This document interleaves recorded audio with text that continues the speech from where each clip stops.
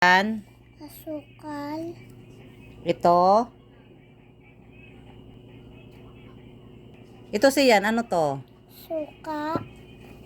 Ito. Asin. Ito. Kape. Kape. O siyan. Tikman mo na yung asukal. Anong lasa? Matamis. Tikman mo muna siyan. Matamis. Yan. Yung suka. Tikman mo naman. Anong lasa? Anong lasa ng suka siyan? Maasim. Sunod. Asin naman. Tikman mo siyan ang asin. Ang lasa ng asin siyan? Maalat. Ito naman, kape.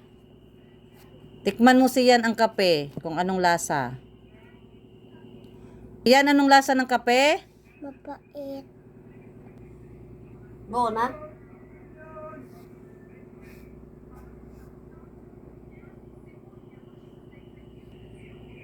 Mag-hi ka. Hi.